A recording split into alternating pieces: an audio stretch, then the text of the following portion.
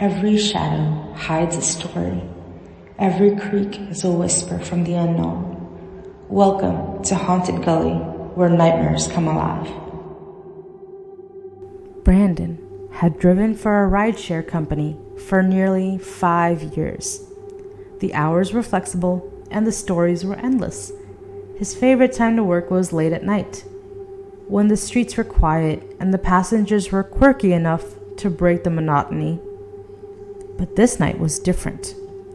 It started with a ping around 11:30 p.m., directing him to pick someone up near an old, decrepit house on the edge of town. The address was familiar. The locals called it the Mortimer Place, rumored to be haunted. Brandon chuckled at the thought, but figured a fair was a fair. When he arrived, there was no one waiting. Shrugging, he was about to cancel when his phone vibrated. "Are you here?" the message read. Brandon frowned and replied, "Yeah, I'm outside. Don't see you." Seconds later, the back door of his car creaked open. The coldest chill he'd ever felt seeped through the vehicle, and the smell of damp earth filled his nostrils. He glanced at the rearview mirror, but no one was there. His stomach twisted. Where to?" he asked, trying to mask his unease. A voice rasped from behind him, low and crackling like dry leaves. "St. Michael's Cemetery."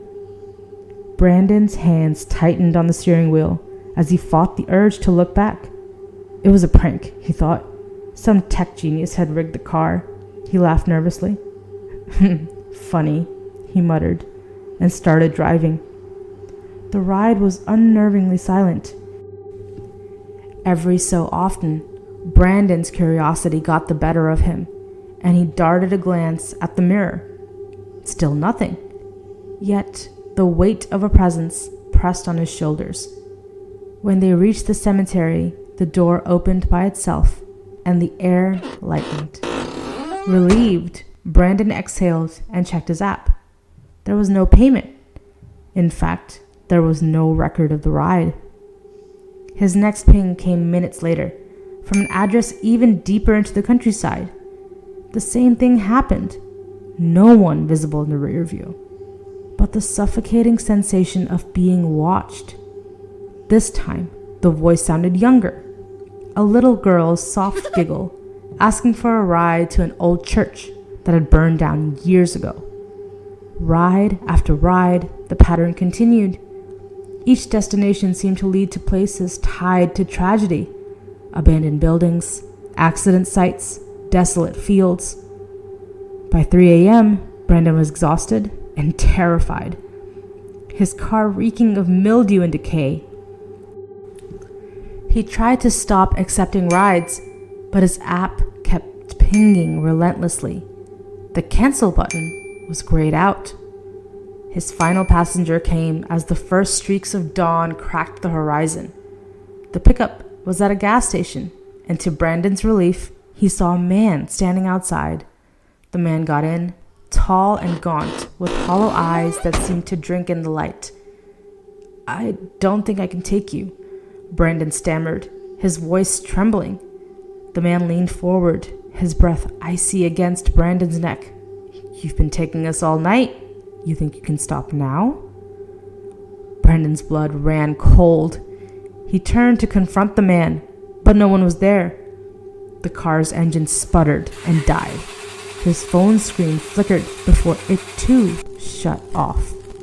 The last thing Brandon saw was his own reflection in the rearview mirror, except it wasn't just him.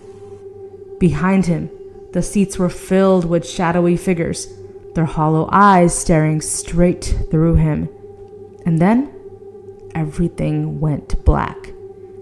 When the police found his car, days later, abandoned on a dirt road near the Mortimer Place, the doors were locked and the engine was cold. No trace of Brandon was ever found. But locals still whisper about a rideshare driver they see cruising the streets late at night.